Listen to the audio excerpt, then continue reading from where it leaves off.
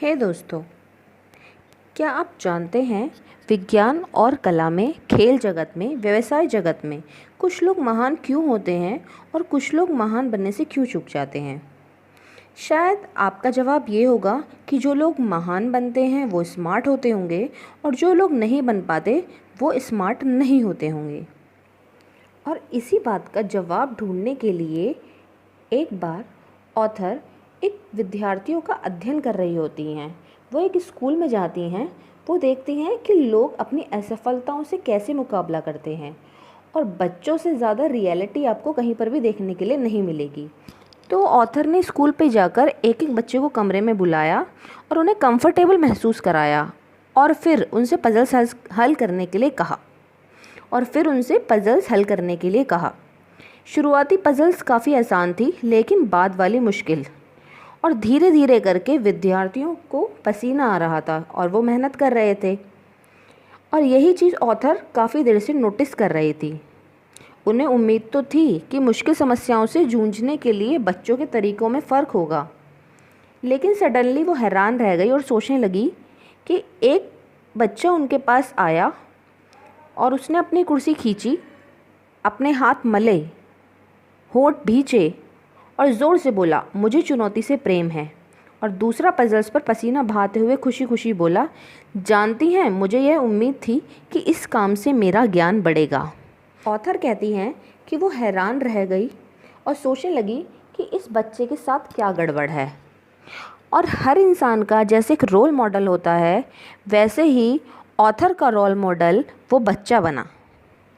और ऑथर ने उसी समय संकल्प लिया कि मैं इस तरह की जो मानसिकता है उसे समझूंगी कि आखिर क्यों लोग अपनी असफलताओं को अपना उपहार समझते हैं। क्योंकि बचपन से सबको यही बताया जाता है कि लोग या तो स्मार्ट होते हैं या फिर नहीं होते, और असफलता का मतलब तो यही होता है कि आप स्मार्ट नहीं हैं। और अगर आप सफलता पाते हैं और असफलता से बचते हैं तो आप स्मार्ट बने रहते हैं। ऑथर बताती हैं कि क्या आप जानते हैं, डार्विन और तोल्स्ताय को बचपन में सामान्य माना जाता था कि महान गोल्फ खिलाड़ी बेन होगन बचपन में पूरी तरह से असमन्वित और फूहड़ थे। फोटोग्राफर सिंडी शर्मन, जो 20वीं सदी के सबसे महत्वपूर्ण फोटोग्राफर की लगभग हर सूची में रही हैं, अपने पहले फोटोग्राफी कोर्स में फेल हो गई थी और उन्हें इसे छोड़ने की सलाह भी दी गई। लेकिन धीरे धीरे उन्होंने अपनी इस प्रतिभा में विकास किया और अपने विकास से अपनी इस प्रतिभा में निपुण हो गई। ऑथर कहती हैं कि इंसान की जो मानसिकता है वो दो तरीके से काम करती है। पहला, एक निश्चित मानसिकता यानी कि फिक्स्ड माइंडसेट।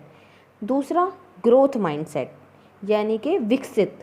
चलिए इसके लिए एक और एग्जांपल लेते हैं कि एक दिन आप बहुत महत्वपूर्ण विषय की क्लास में जाते हैं जिसे आप बहुत ज़्यादा पसंद करते हैं।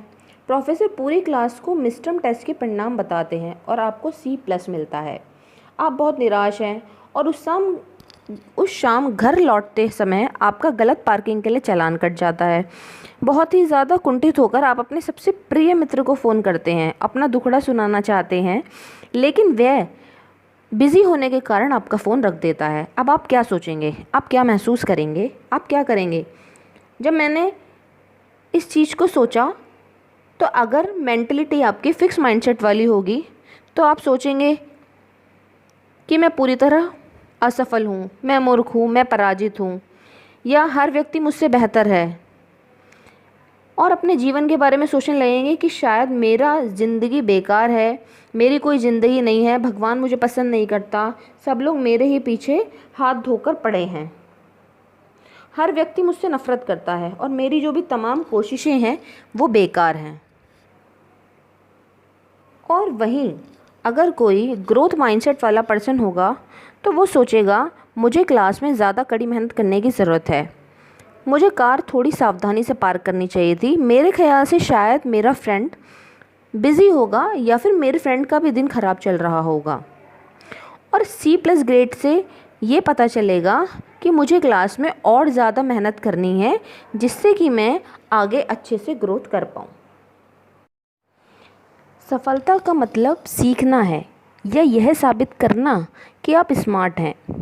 छोटे बच्चे चलना बोलना सीखते हैं, वो ये नहीं सोचते कि ये मुश्किल है या प्रयास करने लायक भी है या नहीं, और ना उन्हें गलतियां करने या हंसी उड़ाने की कोई भी चिंता होती है। लेकिन जब वो बड़े हो जाते हैं तो वो चुनौतियों से डरने लग जाते हैं। 4 साल के बच्चों को एक विकल्प दिया गया एक समय, और उन्हें बोला गया कि आप एक ही पहेली को दोबारा हल करेंगे या फिर नई पहेली हल करना चाहेंगे। उनमें से कुछ बच्चे ये बोलने लगे कि हम उसी पहेली को हल करना चाहते हैं, लेकिन उनमें से कुछ जिनका माइंडसेट ग्रोथ माइंडसेट था, उन्होंने बोला कि वो नई पहेलियों को हल करना चाहते हैं। और वो ये भी बोले कि हमें बहुत ही ख़राब विकल्प दिया जा रहा है, भला कोई एक ही पहेली को बार बार क्यों हल करना चाहेगा। हमें तो एक के बाद एक नई पहेलियों को दीजिए। और छोटी सी एक लड़की मुस्कुराते हुए बोली, मैं इसे सुलझाने के लिए बुरी तरह बेताब हूँ। हमें बचपन में एक कहानी और सुनाई गई थी, खरगोश और कछुए की, जिसमें एक लापरवाह खरगोश होता है और वहीं दूसरी तरफ एक धीमा लेकिन निरंतर प्रगतिशील कछुआ। और इस कहानी से हमें उनके बीच का विकल्प दिया गया था और ये सिखाया गया था कि धीमा लेकिन निरंतर प्रयास ही व्यक्ति को जिता सकता है। लेकिन क्या सचमुच हम में से कोई कछुए जैसा बनना चाहता है या नहीं? ज़्यादातर लोग सिर्फ मूर्ख खरगोश ही बनना चाहते हैं। वो तेज और थोड़े ज़्यादा चतुर बनना चाहते हैं, लेकिन लगातार प्रयास नहीं करना चाहते।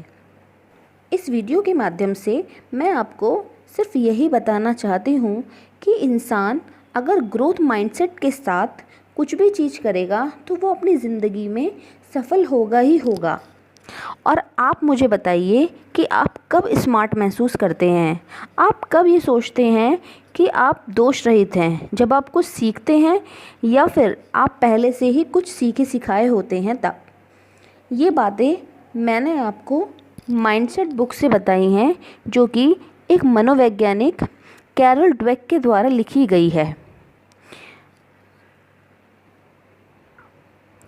इस बुक को पढ़कर आप माइंडसेट के बारे में और भी अच्छी अच्छी बातें जान सकते हैं।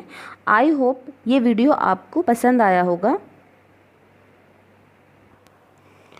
और ये बातें आपके काम की होंगी। यदि ये बातें आपके काम की हैं तो मेरे वीडियो को लाइक कीजिए, अपने फ्रेंड्स को फॉरवर्ड कीजिए और कमेंट सेक्शन में बताइए कि आप नेक्स्ट वीडियो किस चीज़ पे चाहते हैं। Bye bye, thanks for watching.